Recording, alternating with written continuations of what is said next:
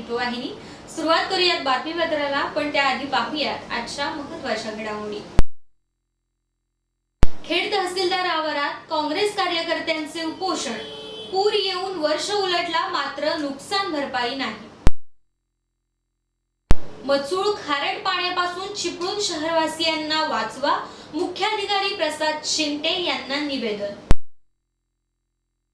राज्यात 17 ठिकाणी स्वयंचलित वाहन परवाना तपासणी मार्ग करणार, मुख्यमंत्री एकनाथ शिंदे यांची हिवाळी अधिवेशनात ग्वाही। रत्नागिरी जिल्ह्यात 34,000 शेतकऱ्यांचा फळपीक विमा योजनेत सहभाग। पाहुयात सविस्तर वृत्त।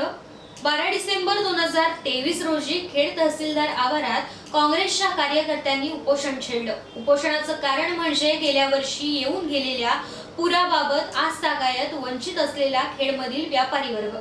खेडमध्ये पूर येऊन वर्ष उलटला मात्र व्यापाऱ्यांना नुकसान भरपाई मिळालेली नाहीये, त्यामुळे संतप्त काँग्रेस कार्यकर्त्यांनी उपोषण छेडलं। या उपोषणात अनिल सदरे, मंगेश भागवत, संदीप धारिया, बशीर मुजावर, सैफ चौगुले, किरण तायडे यांच्यासह अनेक पदाधिकाऱ्यांनी सहभाग दर्शवला। तरी खेड तहसीलदार यांच्या आश्वासनानंतर सदर उपोषणाला आता स्थगिती देण्यात आली आहे। या उपोषणाला अनेक राजकीय प्रतिनिधी, अनेक व्यापारी लोक, अनेक सामाजिक संस्थांनी देखील यावेळेस भेट दिली। व्यापाऱ्यांना न्याय मिळेपर्यंत आमचा लढा हा चालूच राहील अशी प्रतिक्रिया पदाधिकाऱ्यांनी यावेळेस दिली। तरी यावेळी अरविंद तोडकरी, विश्वास पाटणे, प्रमोद बुटाला, ऋषिकेश कानडे, संदीप नायकवडी यांच्यासह खेडमधील व्यापारी वर्गाने मोठ्या प्रमाणात या उपोषणाला पाठिंबा दर्शवत भेट दिली। चिपळूण शहरात गेले अनेक दिवस मचूळ आणि खारट पाण्याचा प्रश्न गंभीर बनलाय। हे पाणी प्यायल्यामुळे लहान मुलांसह नागरिकांचे आरोग्य धोक्यात आले, आजारपण वाढलंय, नागरिकांना विकतचं पाणी घेऊन ते प्यावं लागतंय। याबाबत नागरिकांच्या तक्रारी वाढतायत, त्यामुळे यावर तातडीने उपाययोजना करून शहरवासियांना वाचवा अशा सूचना चिपळूण भाजपाच्या पदाधिकाऱ्यांनी नगरपालिकेचे मुख्याधिकारी प्रसाद शिंटे यांना दिल्या। यावेळी आपल्या मागण्यांचे निवेदन देखील प्रशासनाला देण्यात आले। यावर मचूळ आणि खारट पाणी प्रश्न सोडवण्यासाठी प्रशासनाकडून नियोजन केले जात असून 2 दिवसात यावर मार्ग निघेल अशी ग्वाही मुख्याधिकाऱ्यांनी दिली आहे। याबरोबरच वाढीव घरपट्टी, स्वच्छता आणि शहरातील अन्य समस्या आणि प्रश्न यावरती देखील चर्चा झाली।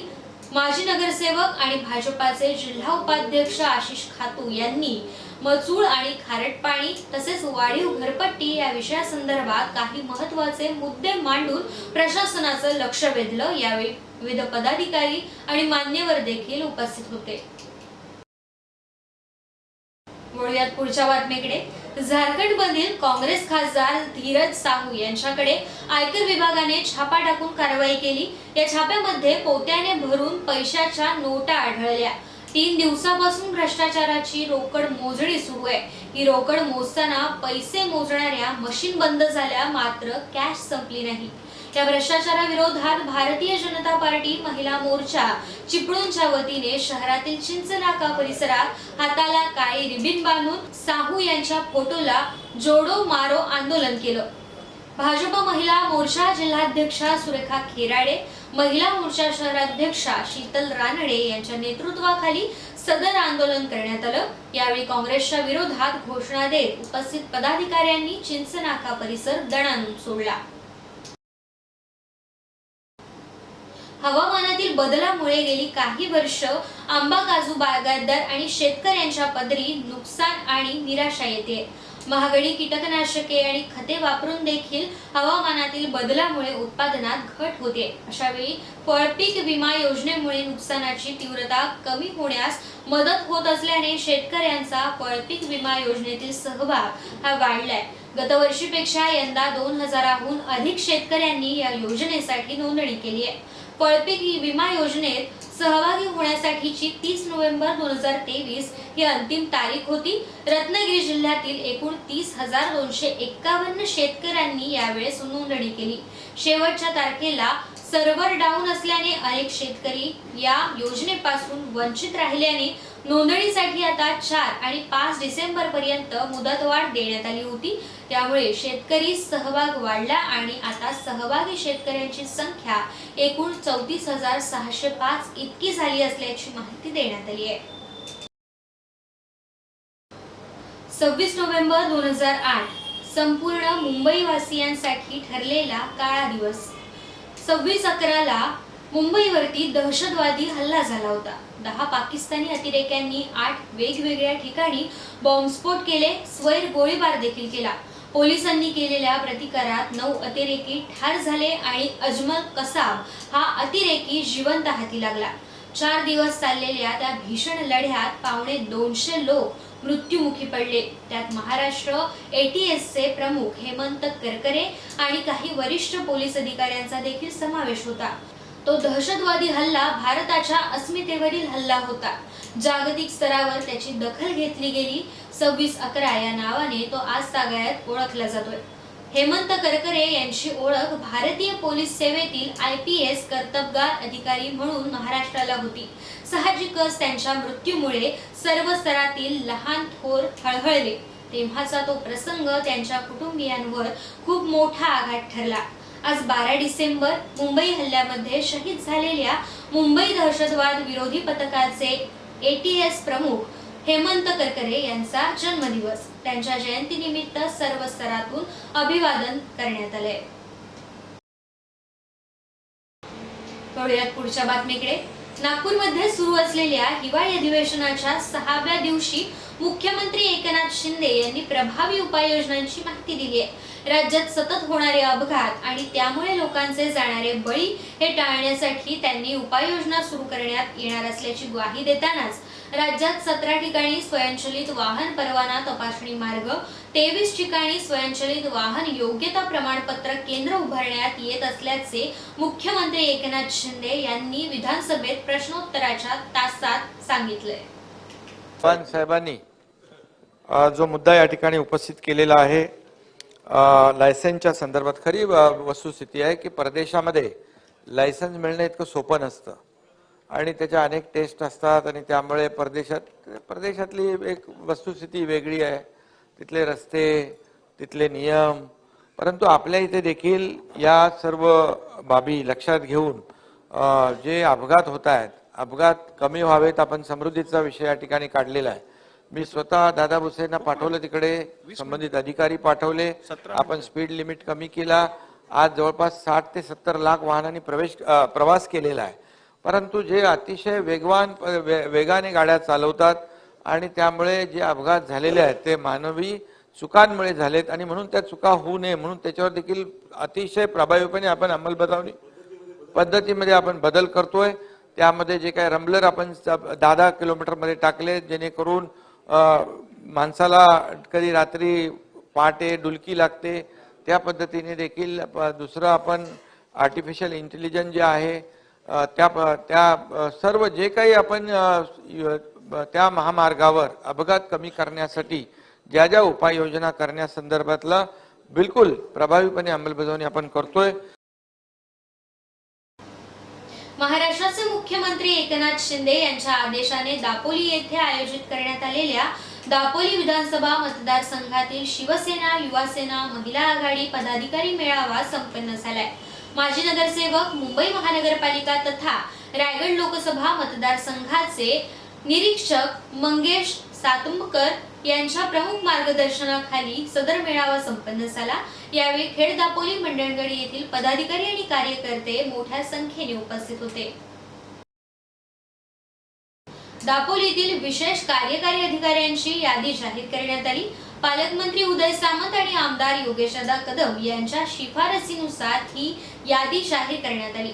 निवड झालेल्या सर्व विशेष कार्यकारी अधिकाऱ्यांचं आता सर्व स्तरातून अभिनंदन केलं जात आहे। यामध्ये पहिल्या टप्प्यात अमित बाळकृष्ण पारदुले वणवशी, जयवंत कानू रेवाळे आसूड, प्रसाद प्रकाश रेळेकर गणेश गल्ली दापोली, दीपक सर्जेराव सूर्यवंशी काळकाईकोंड दापोली, जावेद रेहमान सारंग फॅमिली माळ दापोली, मंदार प्रकाश केळकर बाजारपेठ दापोली, सुयोग सुहास घाट, राजेंद्र गजानन पेटकर बाजारपेठ दापोली, प्रतिमा रसिक भामडकर अंजारले दापोली, स्मिता संतोष परब दापोली, प्रचिती प्रीतम शिंदे लाटवड, निखिल नरेंद्र परब बाजारपेठ आणि किरण कृष्णा बांदे आसूद यांचा यात समावेश आहे।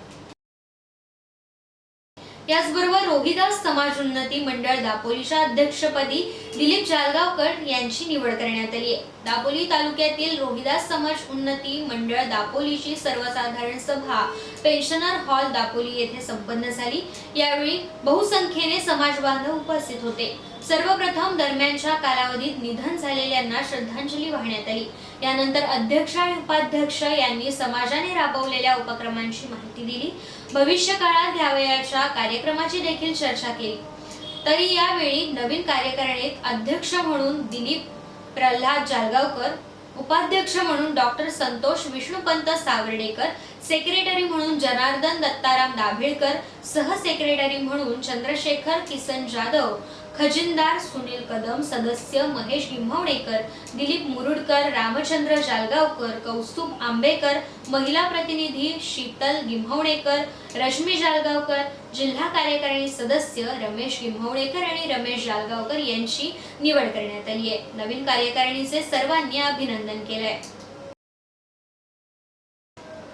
सनी महिपत पाटणे यांची शिवसेना युवासेना तालुका समन्वयक दापोली विधानसभा क्षेत्रपदी नेमणूक करण्यात आली आहे। कळंबणी सरपंच आणि ग्रामस्थ यांच्या वतीने अभिनंदन करून त्यांचा सत्कार करण्यात आला।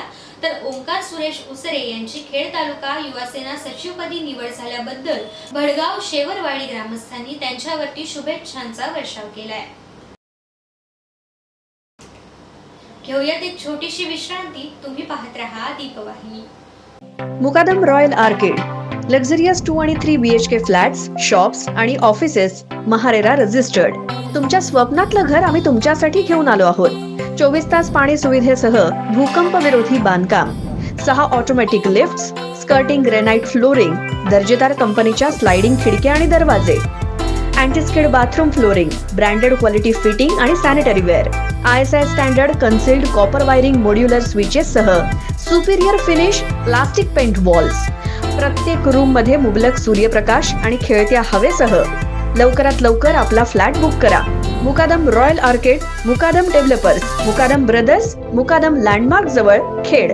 संपर्क शमशुद्दीन मुकादम 8975101212 9422628047 आणि परवेज मुकादम 9422422613 आणि 9119594953। येत्या 20 डिसेंबर 2023 ते 6 जानेवारी 2024 पर्यंत रत्नागिरी येथे अनुसूचित जाती प्रवर्गासाठी 18 दिवसीय निशुल्क निवासी उद्योजकता विकास कार्यक्रम आयोजित करण्यात आलाय। उद्योग संचालनालय, महाराष्ट्र शासन, मुंबई पुरस्कृत आणि महाराष्ट्र उद्योजकता विकास केंद्र रत्नागिरी आयोजित तसेच महाराष्ट्र उद्योजक व्यापारी आणि गुंतवणूक सुलभता कक्ष मुंबई यांच्या सहकार्याने भारतरत्न डॉक्टर बाबासाहेब आंबेडकर विशेष सामूहिक प्रोत्साहन योजनेअंतर्गत सदर कार्यक्रमाचं आयोजन करण्यात आलंय। रत्नागिरीतील ST स्टँड समोर इरा अकॅडमी अरिहंत मॉल मध्ये या कार्यक्रमाला सर्वांनी उपस्थिती दर्शवण्याचे आवाहन आयोजकांतर्फे करण्यात आलंय। सदर प्रशिक्षण कार्यक्रमात प्रशिक्षणार्थींची चहा, नाश्ता, भोजन, निवास व्यवस्था मोफत केली जाणार आहे। प्रशिक्षणात भाग घेऊ इच्छिणाऱ्यांनी कार्यक्रमाच्या विस्तृत माहितीसाठी 18 डिसेंबर 2023 रोजी आयोजित उद्योजकता परिचय कार्यक्रमास उपस्थित राहणे गरजेचे आहे। तरी जास्तीत जास्त लाभार्थ्यांनी लाभ घेण्याचे आवाहन आयोजकांतर्फे आता करण्यात आले आहे। चिपळूण शहरातील बहादूर शेख नाका येथे ड्रीम्स कॅफेच्या दुसऱ्या वर्धापन दिनानिमित्ताने जिद्द मतिमंद शाळेतील 110 बर्गर आणि पिझ्झाचे वाटप करत संचालक मंगेश साळवे आणि तृप्ती साळवी यांनी अनोखा उपक्रम राबवलाय। तसेच यावेळी वाढदिवस असणाऱ्या विद्यार्थ्यांच्या वाढदिवसानिमित्त केक कापत भाजप रत्नागिरी जिल्हा सरचिटणीस परिमल भोसले यांनी विद्यार्थ्यांना वाढदिवसानिमित्त शुभेच्छा देखील दिल्या। हे सर्व आनंदाचे क्षण पाहून भावुक होत पोलीस निरीक्षक रवींद्र शिंदे यांनी चिपळूण पोलिसांतर्फे देखील अशाच प्रकारचे सामाजिक उपक्रम राबवण्यात येतील अशी ग्वाही दिली।